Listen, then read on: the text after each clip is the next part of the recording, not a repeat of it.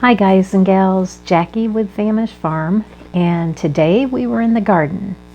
We reached about 64 degrees or so. It was nice and warm, cool but warm. And we basically got some garden beds filled, got some maintenance done, got some weeding done, and we did make a change to the plan. Curious what you guys think about it. Curious what you guys think about what I filled the planters with or began filling the planters with. So if you have any comments, just drop them below. And thanks for being here.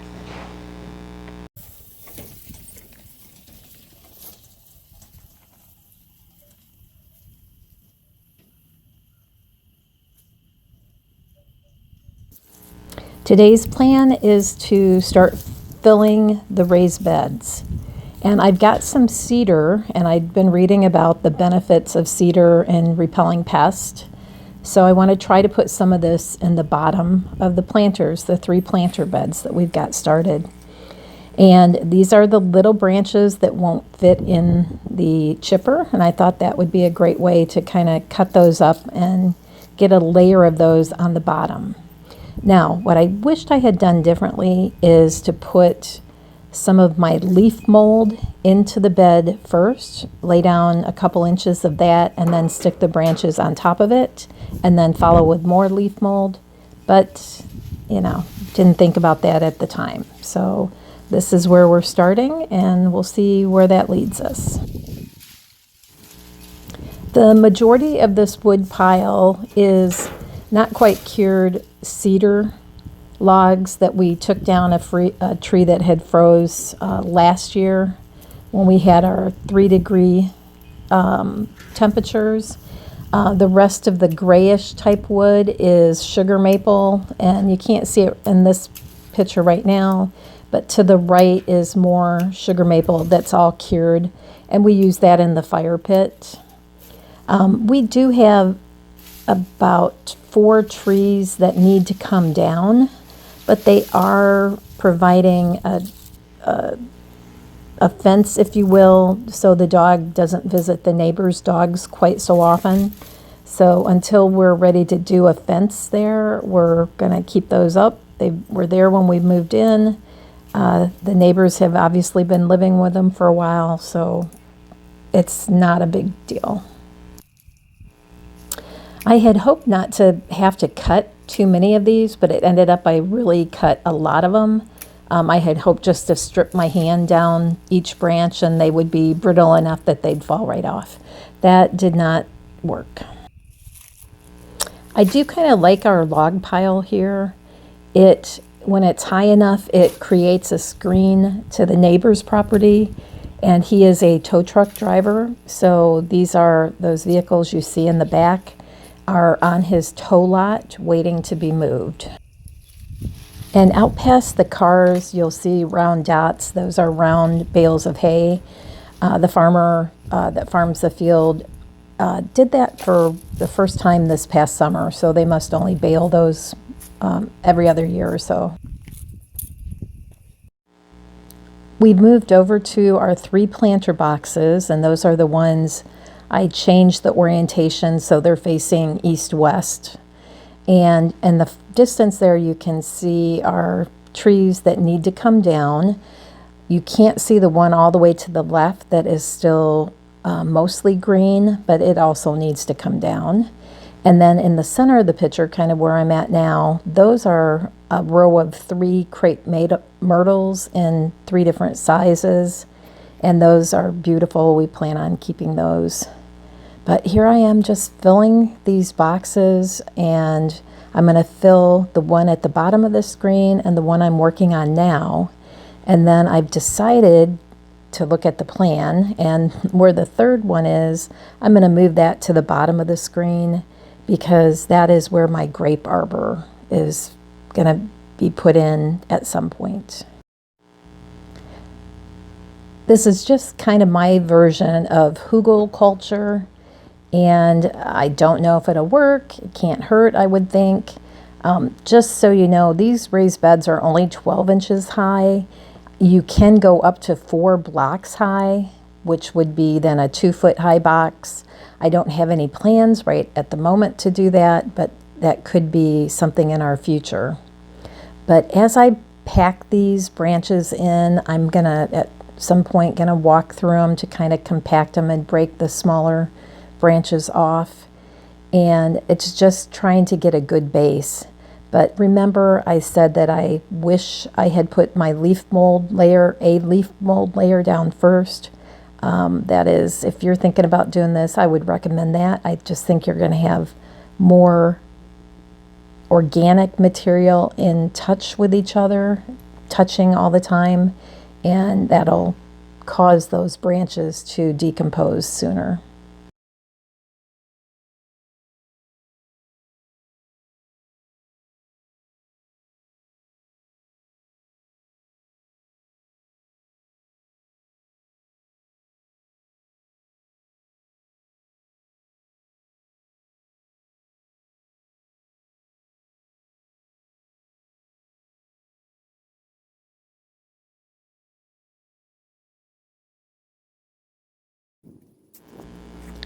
I'm going to start pulling apart this planter box now.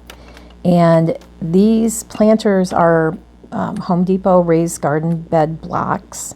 They were under $4 each. And they are made to, there's a hole through the center of them, so you can put a piece of rebar down to stabilize the blocks. I purposely didn't do that the other day when we changed these beds, because I want to make sure that they're in the spot that I want them to live in for the season. So very easy for anybody, including older me, to get those set up and taken down.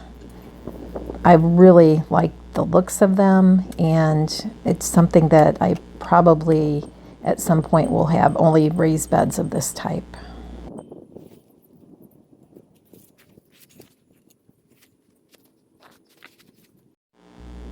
Nearly all of this lumber that we used was existing lumber that we had on site, so we did not have to buy. I think I bought 3 sticks, 8-foot sticks of lumber was all to complete these 3 boxes. So it was a very economical build. And I'm going to switch the camera here, and you'll notice these 2 straw bales sitting there.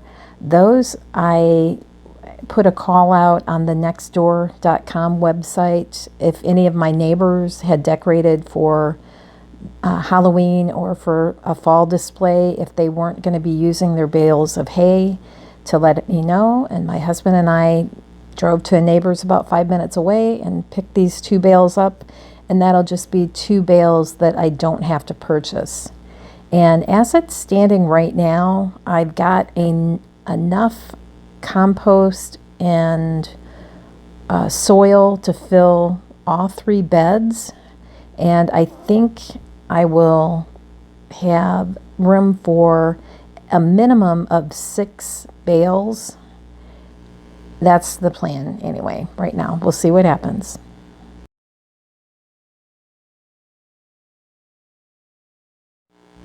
And after a little maneuvering, mainly to get that cardboard under the blocks and the sides, got it all in place and centered appropriately, so ready to fill that one also.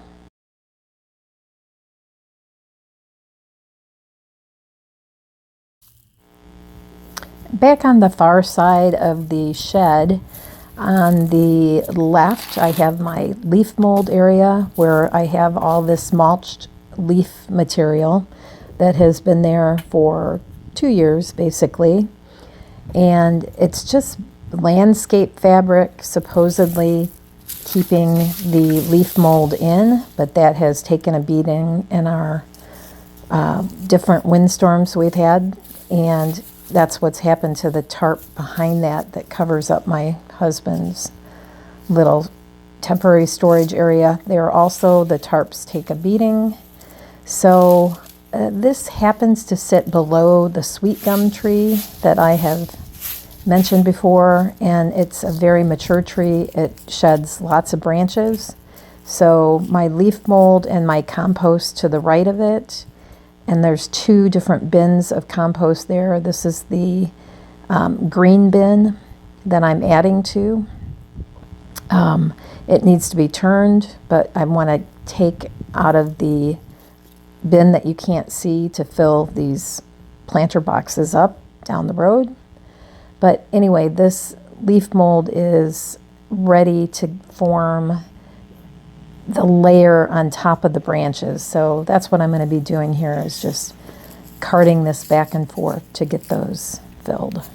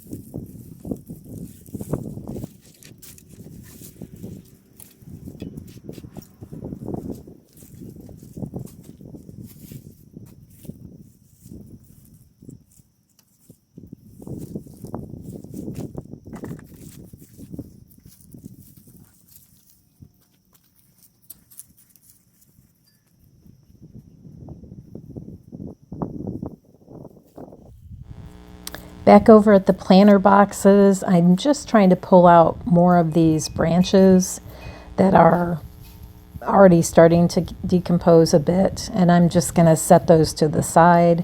They will eventually go in back in the compost area, but just gonna just try to pack these leaves down into the spaces where the branches are underneath, and to get that as like I said, just trying to keep all of this material in touch with each other so it will break down and provide nutrients for the beds in the future. This doesn't take too long. I put basically one wheelbarrow full of leaf mold in each of the planters and decide that that's probably where I'm going to stop for the day on filling those planters, because I want to give it time to kind of settle down. And some of this leaf mold was pretty clumpy, so I spent some time trying to fluff the clumps up so it would be easier to force down into the spaces there between the branches.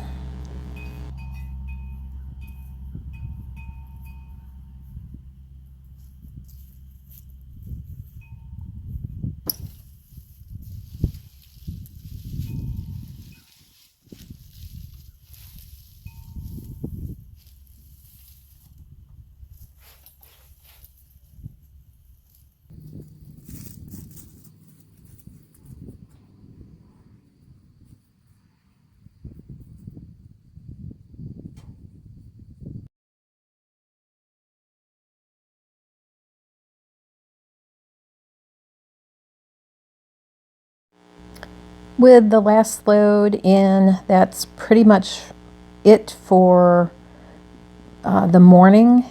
We just take a break here to have some lunch. And then while I'm at lunch, I finally find some shade cloth that I knew I had somewhere down in the basement, and I located that. And you'll see what I do with that after lunch.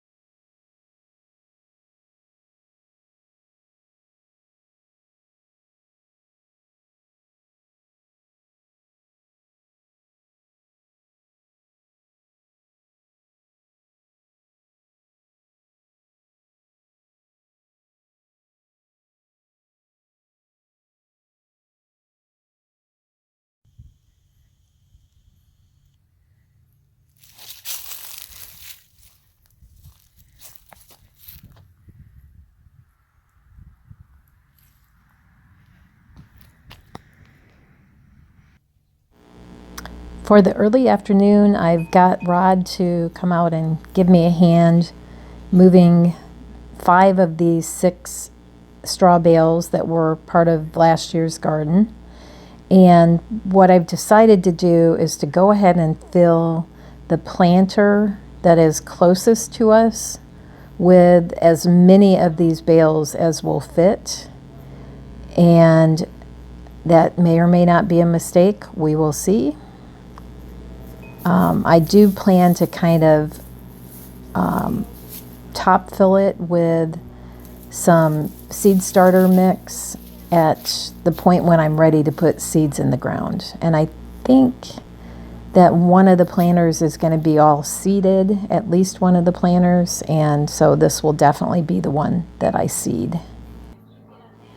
These bales that are from last year's garden were pretty easy to move, and we just kind of do it like we're doing there. You can see the roots from that one kind of were dangling down.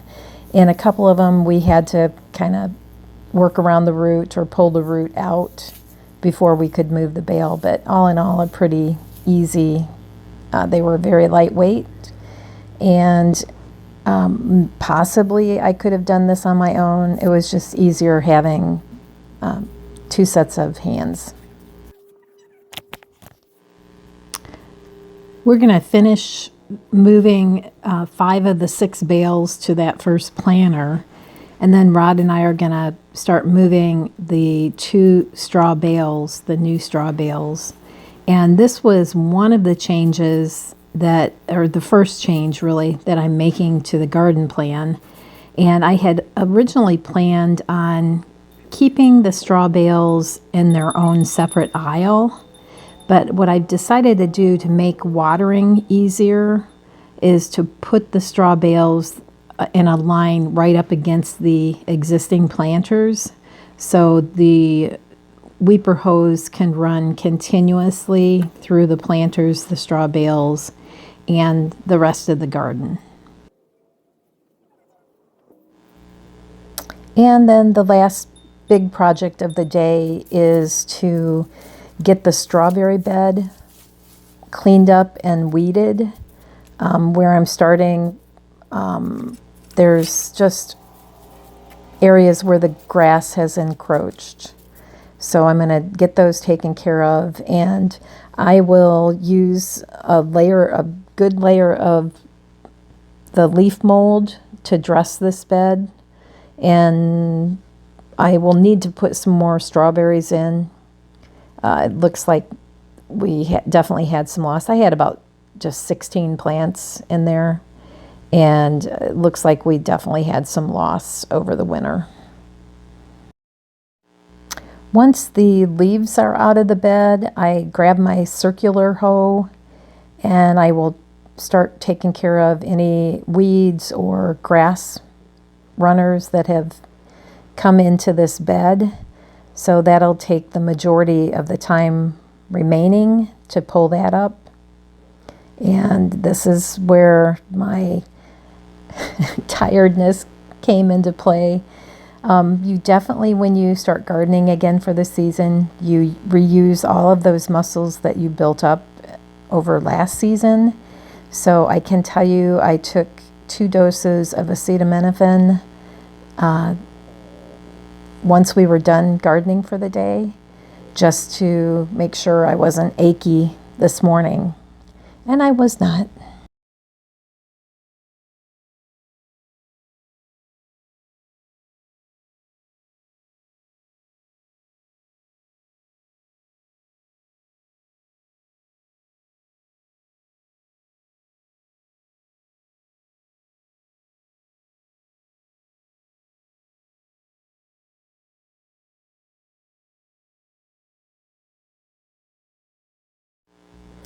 Now I'm just going to clean up the leaves, and those I get into a big pile, and basically I'm just going to put them on the compost pile, and they'll get turned under when I turn the compost pile next. I have this handy little bag that came with my chipper, and I use this for so many things, just to tote them around the yard. It's a good size, it fits a lot, but these leaves are perfect for it because, of course, you can compact them in there really good, and it's not heavy at all. It's just the perfect little size tote for the garden.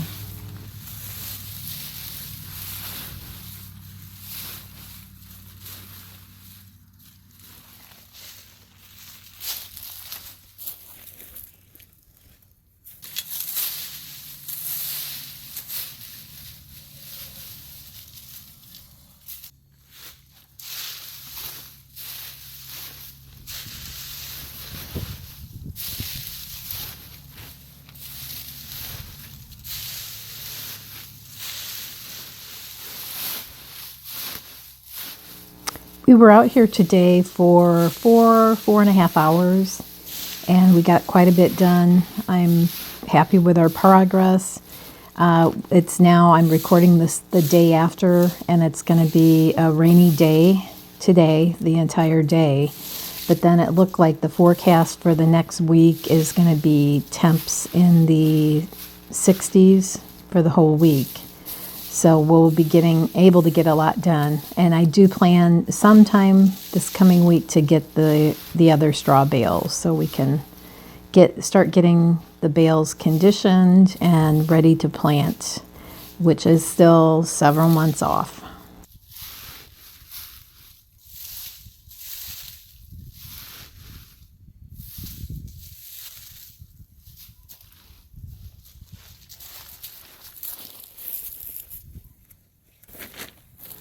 That white 5-gallon bucket in there has some sand and used motor oil in it, and that's how we clean up our tools and keep them coated so they don't rust.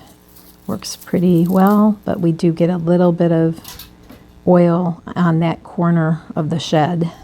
We just try to keep some kitty litter there.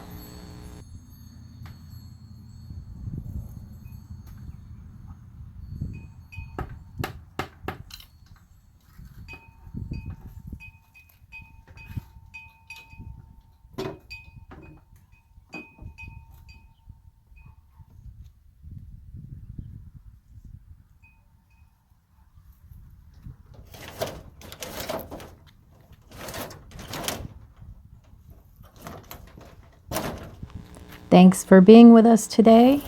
Rod's going to be grilling out burgers, and I'm going to go have a glass of wine.